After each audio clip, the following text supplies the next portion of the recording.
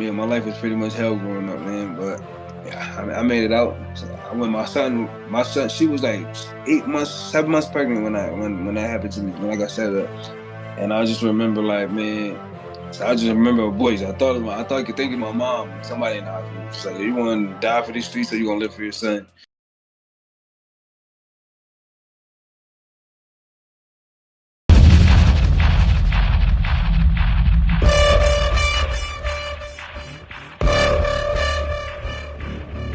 Welcome to the podcast from Doug Ground Up Productions with hosts Lady Miz and Ray.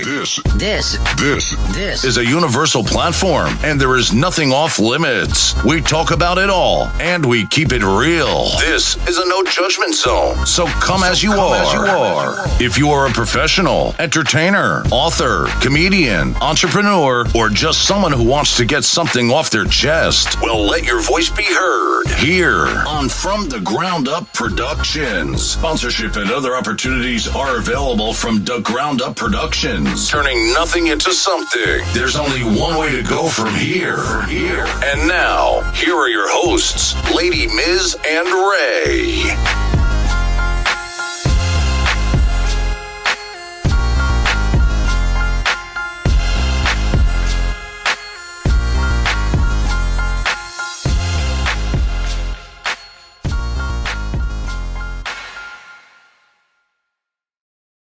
What's up, y'all? You know what it is. This is Lady Miz and Ray. And this is from the Ground Up Productions. There's only one way to go from here. Today, we got one of the dopest.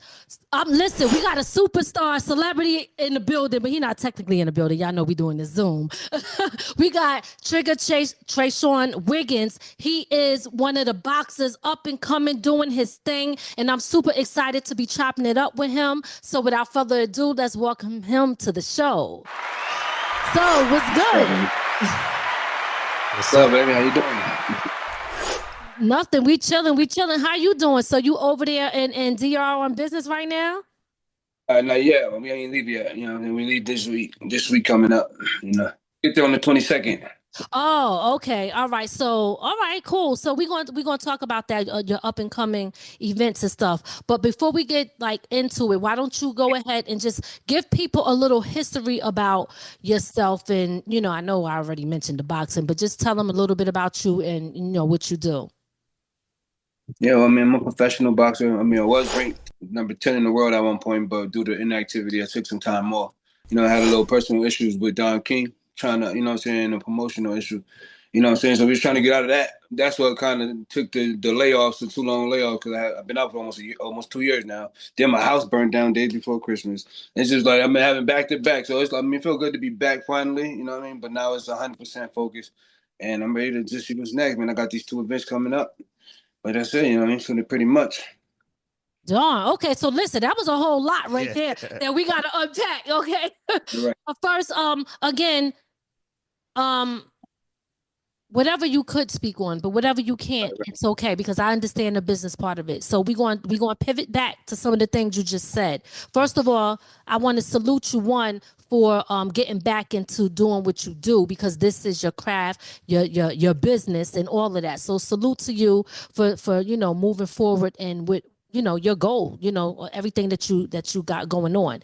Now, you mentioned that you took a break off because of Don King. Could you elaborate a little bit on that?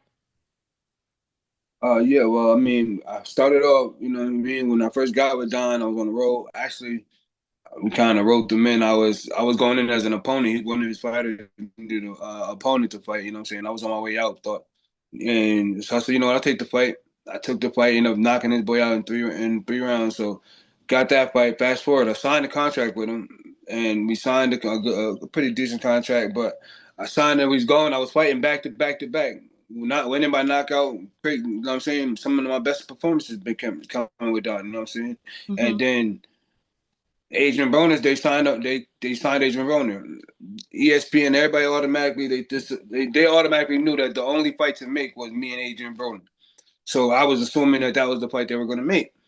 Long story short, AB didn't want to fight me. So they pushed me aside, so sat me on the bench. So I'm like, bro, I'm like one of your only active fighters. Your heavyweight lost his world title. I'm getting busy. Me and my other stablemate, Ian Green, we were holding it down, just winning all these fights, keeping the stable alive, pretty much. You know what I'm saying? And he kind of just shelved me. So I'm like, my manager, like, man, we're out of here. We're not staying there. But Don King's Don King, man. He was not just trying to let us leave without a fight. So that's where we were. And then I got my legal team had to go, and the process kept trying to reach out, trying to make that happen. They wouldn't let us. They kept just avoiding it, like pushing it off, like trying to feed us little stuff. Like, now you're gonna get the winner out of it, Broner and Blair. So you did all that just to still let AB lose anyway. You know what I mean? Because AB ended up eventually losing to Blair Cobbs, and I'm like, so then they try to offer me Adrian Broner after that. I'm like, I don't want him now. I want the winner. Give me the winner. You know what I'm saying? Right. And they didn't want to give me. They didn't want to give me Blair. So I'm like, you know what? I'm out of there too. My managers and then we fought it, and now we out of the contract. So on a big and better thing. Oh, so basically, I'm gonna ask: boxing promoters are just as shady as hip hop promoters. My God, bro. And I tell you, boxing is a grimy game. If I'd have known how much of a grimy game, I'd have took a different approach to it. But I came into the game, young, naive, hungry.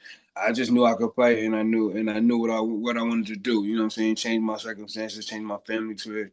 So I knew what I wanted. You know what I mean? But if I didn't know the business side of it, I was learning on the job. And as learning on the job, I got a lot of bumps and scrapes and bruises. But I mean, I'm still here and I'm still standing. All my functions are still intact, so I'm doing pretty good. That's what's up. And salute to you again, because listen, one thing that I learned, all entertainment is a grimy business. Rather it's music, it could be sports and boxing and movies and all of that stuff. It's a grimy industry. I mean, look at what's going on now. You know what I mean? It is what it is. But what I like about you, and I'm going to talk about this a little bit, is no matter how grimy it is, you seem to have integrity with the way that you move and the things that you're trying to put out there when it comes to you and your family. Now, I do want to talk about what it was like growing up in Newburgh and stuff like that. But before we do, since we're on the family topic, let's talk about you as a father. I know that you posted something. I gotta find it. You posted something on social media saying, "I'm still unlearning and learning a lot of things that I was taught growing up." Okay, so can you speak to me and speak to us about what exactly does that mean? What were you unlearning and what are you learning? Just typical the hood lifestyle behaviors, man. Growing up with and running in the inner city kids, doing gang violence and all that stuff like that. All that stuff that I used to thought was amusing back when I was younger. Once I had my son and started and getting older as an adult, man, it didn't seem too amusing anymore. And like a lot of the people that I grew up with are either dead or in jail now, and luckily for me, I was able to survive. And some of the people that I did have beef with, that we to this day we can't even tell me what we were beefing about. It was just a bunch of bull that we just grew up on, that we didn't have no, you know what I'm saying, just block hating each other or gang colors hating each other and all that stuff, man. But once as I became a father, I'm like, I don't want my sons growing up like that. You know what I mean? And I knew how I wanted to be for them. Good, that's good, and I'm glad to hear that too. How old are your sons? I just had a newborn who he's 19 months, but my oldest is 16, 15, and my daughter's 13. Oh, you got a daughter too. Okay, all right. That's a salute to you and congratulations on your recent child. Yes. Okay. So what are you learning? Right? Because you said you were unlearning things. So talk to us about what you have learned in the process. Learning and just patience and everything don't need a reaction. Back in the day, growing up with just a single mother, so we emotional as men. You know what I mean? So little stuff that you push me, I'm automatically just gonna, or you bump into me, and then I want to start acting all rowdy and that is something I don't need to be doing. You know what I'm saying? For no reason. I'm trying to unlearn that. So patience. You know what I mean? Everything don't need a reaction. Thinking before I do a lot of stuff and stuff like that. Good, good, good. And you know what? I know it's kind of hard sometimes, especially when we come from a certain area and it's like you gotta be like that to survive sometimes because if you don't, you fool to people in the hood. You understand what I'm saying? So it's like, That's what I how try you to. gonna survive it? Right, That's, right. that's what I try to tell. I try to explain to my sons. And like I mean, like I didn't drop out of school because I wasn't smart. You know what I'm saying? I'm not a dummy. It was just going there and you know how NFA is one high school. You know, and that's the only high school there. So everybody's going there. You can't duck no wreck there, man. So it's either you either gonna get into it or you're not. And I chose not to, man, because my son, we had my first son. I was fairly young as hell, so you know. Right, right. Okay, so when you in the ring, talk to Yeah. me about that. Is that your moment where you feel like, okay, I'm gonna take everything that I got that I probably would have wanted to do to somebody else. You know what I'm saying? I'm gonna take it out on this dude in the ring. Like, what's your approach? Honestly, that's the furthest thing for me because Okay. once I learned how to box, once I started boxing and I knew what I could do with my hand, I stopped really. That stuff stopped. Like when you people think that boxing, you would automatically want to just fight in the streets all the time. Now, nah, you literally avoid all that stuff now because it's pointless. Because I mean, I know what I can do to you. It's no point in me to even get into that with you. For what? What am I going to prove? You know. But I Right. mean, when the ring, I just take that. I know where I want to go and the sacrifices I made to get there. You know, and the sacrifices my family made to get there because it's more than just me. My family do behind the scenes. Like my wife, she's a major part behind the scenes that she don't get enough credit for. So you know what I'm saying? Shout out to her too. Yes, well, salute to your Yeah. wife. Talk to us about like what it's like being married, having a family, because a lot in today's time, we're living in a time where people are celebrating divorce and broken families more than anything else. So you as a career man, as a businessman, as a family man, as a father, and as a husband, how do you balance all of that? It's tough. I mean, like I tell everybody, man, she the glue for real. 'Cause she thugs it out more than all I do is the fight part, man. You know, and being a father, man, make sure I'm teaching my sons the proper ways, man, of living. But she's the foundation for real. So she hold it together. She like when I go to training camp, she hold it down while I'm going. That's a lot on her, man. But she's tough as they come. All That's right. what's up. I love that. I love Yeah. that. Yes. We represent and celebrate Black love all day. So salute to y'all for that. Absolutely. Um Now, I got as a boxer, right? You had Mm. spoke on trying to keep that when you outside the ring, you do not try, or you try to stay out of trouble. Right. You find being a boxer that people want to challenge you just because you box. Hmm. Yeah, no, when they know who you are though, and they got like some type of chip on their shoulder or something. The first thing that they say is, "Oh, I don't care if you box." Like, obviously you do it. That's the first thing you mention. But I'm not about to speak. I'm not. You ain't about to trick me on my spot, man. I used to be a high head, man. You say something, and I'm gonna crash out. But it's for what now, man? I mean, I got a whole lot more to lose than somebody who ain't doing nothing with their 24 hours of the day, man. You know. And I had to learn. That's what I had to unlearn. Yes, sir. yes. Now, when it comes to training, how hard is it when you look at other sports? What's the training like for being a boxer? Oh, man, it's rough. It's rough, man. I mean, I don't recommend it for nobody. But if you're gonna do it, do it with everything, man. Like my sons, I didn't want them to really box, but I knew from the day my son, you know what I'm saying, he can walk. My oldest son, he wanted to be just like me. So I'm like, if you're gonna do it, we're gonna go all in, you know. So and he's real good. I mean, I don't prefer training. The training that we do is like vigorous, man. I mean, like I go to training camp, like I can't train around my family because I got a lot of distractions at home. Like I got a lot of stuff that I deal with so at home. You know what I'm saying? So I have to go away. The sacrifices of going away, leaving your job when you're training. People don't see those sacrifices that speak to me, but that's count. That's like betting on yourself, man. Putting your chips down on you, doubling down. Because who wants to leave their job where they feed themselves and feed their family to go train and chase a dream? Mm. Hmm. But it's not easy, man. But the training is tough, man. It's tough. Yeah, I mean, I'm sure it have to be because like training and got to eat a certain way. You got to be dedicated with the time. You really can't take no, like, I mean, you could take breaks, but I mean, you can't like that because you really got to go hard. Hardest part I think is me is the stuff that I miss with my kids. Like I miss out on a lot of stuff, man. Just like you figure like sometimes holidays, like one time I was on way on Christmas, and sometimes I missed the birthdays, stuff like that, man. Like my son came to training camp like a few weeks ago, and he had a diaper on, and now he's just potty training. So Oh, it's like, wow. yeah, you know what I'm saying. So I kind of just like missed out on the whole process like that, and I'm hands on. So I mean, I could that stuff take a toll on you, but people don't see that for real. Yeah, yeah. And you know what? I mean, when you are the type of father that you are, it will because you're a family man, right? So some people don't care and they'll be out and leave, but when you truly love your family and you want to be a part of your kid's life, obviously, you saying that now, and I seen some of your stuff what you was expressing that it means a lot.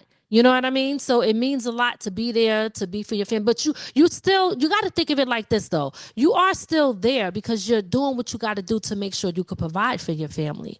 Right, right. Yeah, and that's the best part about what I says is it's a team thing. It's not just I do the easy part. I do the fighting, man.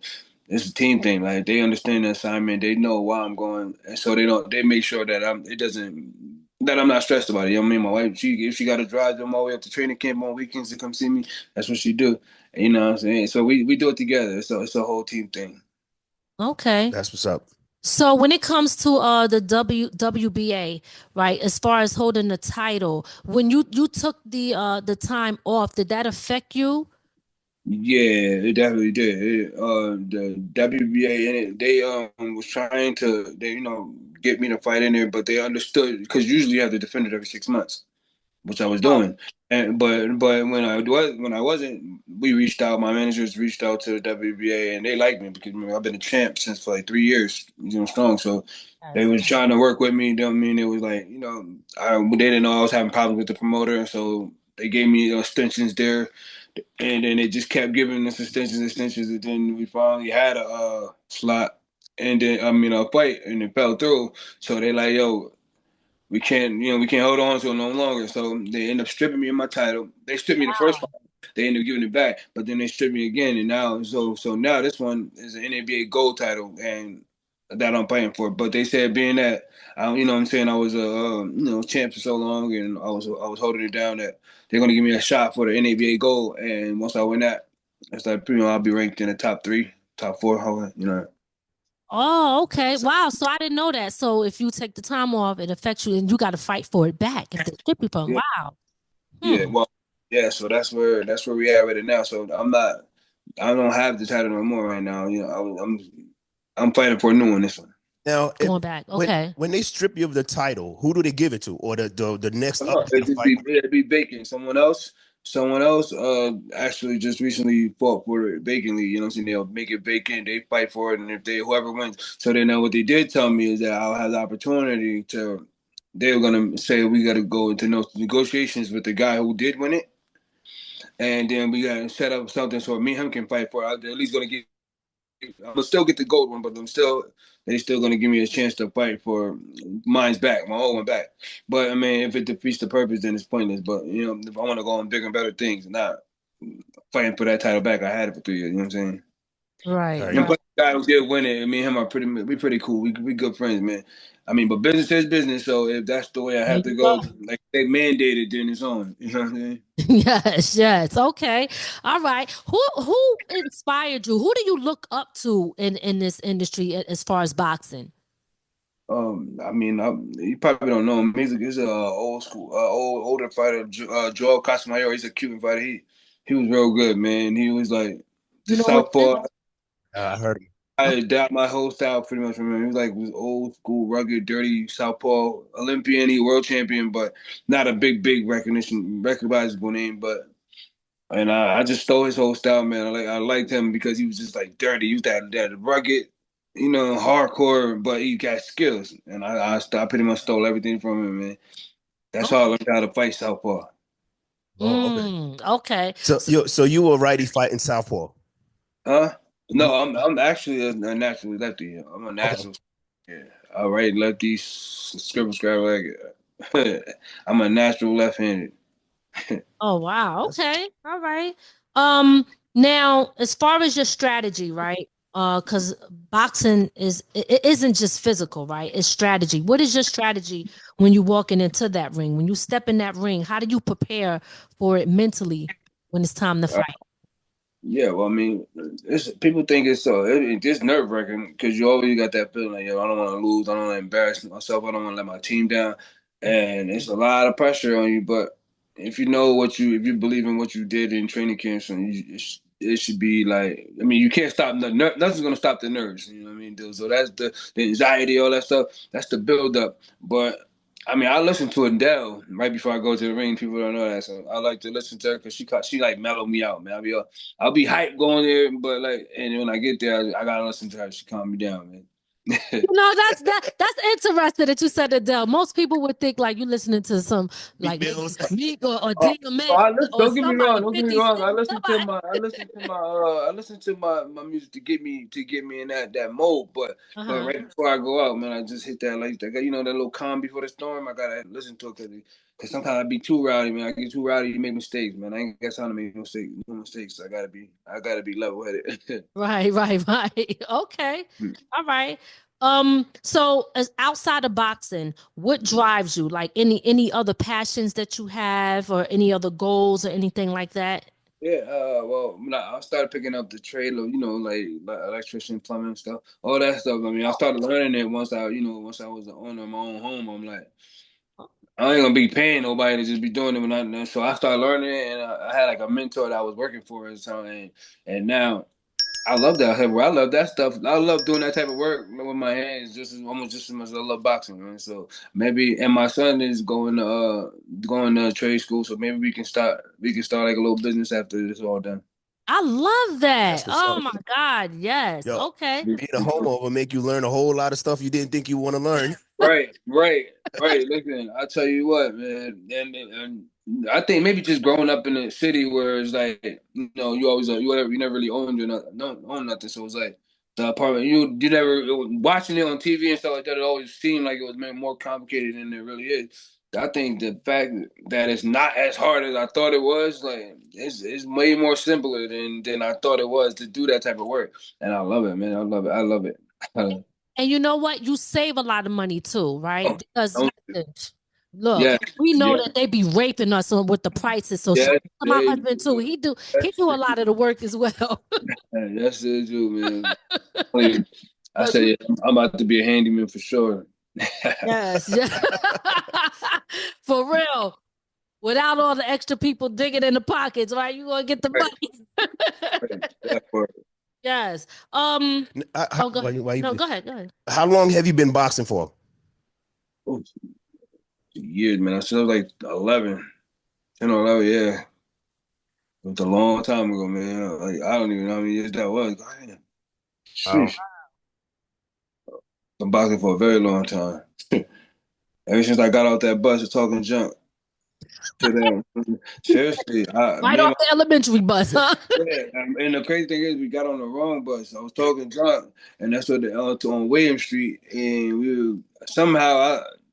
was on the wrong bus this whole time. So I'm in there talking jokes to these people out the window, and then kind of find out it was the wrong bus. So we ended up getting off the bus, and they chased us all the way down the block. Me and my brother, and we ran all the way down to the block and climbed over the fence, and it was a boxing gym this whole time. So it was like pretty much fate. I was just about to say that was meant to happen. Everything Yeah, happens for a reason. where, Everything. Yeah. where, So a lot of young kids, look up to you and stuff like that. What advice would you give to the next generation that's coming up? Pretty much also like your son, right? What advice would you give to them as far as breaking into the boxing industry? make yourself knowledgeable, man. Knowledgeable before you just jump out there. Learn. I say that I was in a sport where I didn't have no help. You know what I'm saying? I was just thrown to the wolves because I didn't know no better. But I can't just give everybody the blame. I didn't take it upon myself to pick up a book or go online and read some stuff. You know what I'm saying? Make yourself knowledgeable. Learn the ins and outs. That's one thing I always say about my son, man. He's a boxing guru, son. He studies the sport in and out. He's way smarter than I was, man. You gotta do your research, do your homework, man. And all business is not good business. You know what I mean? And that's a very important factor. That's a fact. And that's with everything in life, to tell you the Right. truth. Right. Real for real. Tell people about your upcoming events now that you have going on, because I know we spoke about that when we first started. Can you give people so they know how to follow you, how to support you, and everything that you got going on? All right, well, we was going to DR for the tune-up fights here because it's been out for a little while. So I'm going to go out there get a tune-up, knock off the rust on the 24th. But my main fight where everybody is in the town where I live at now. I've been here for like almost 11 years now. So that's pretty much like my home away from home. And we got there in the Civic Center. I'm having a homecoming there, and it's gonna be a tough one. I mean, a title fight. I'm fighting this kid who's upset minded, man. This kid is as gritty as they come. He stopped Scooby on the overtime show. That kid, undefeated prospect Scooby, he stopped, knocked him out. He knocked out Josue Vargas, who's a prospect in Madison Square Garden. Like he be upsetting a lot of dudes, man. So he's coming to fight. He got knockout power in both hands, and it's gonna be an action packed fight. I'm ready. I'm ready though. He ain't seen nothing like me though. So no breaking. Okay, all right. Now, what about back here, back home? Wait, I'm staying back home, but do you still live in Newburgh? I know you purchased a house, so are you still in the Orange County area? No, I moved out. I moved out of Newburgh like almost 10 years ago. 10 years. Okay, so then, where it's home for you now? What city? Johnstown, Pennsylvania. That's it. Okay. Yeah, I've been out here. That's like on the outskirts of Pittsburgh, like an hour from Pittsburgh actually. So yeah, and when I first my wife found this place with her mom at first, so she came down here before I did, and it's I thought when I first seen the PA sign, you figure if you're driving into Pennsylvania, it's like you see like Scranton like in no time, like 30 minutes. I'm like, oh, I ain't know that. We were driving for hours. It's like almost 6 hours from Newburgh. I'm like, oh my god. 6 hours. Wow. Yeah, like 5.5, 6 hours. Yeah, so we're deep. Do you like it up there?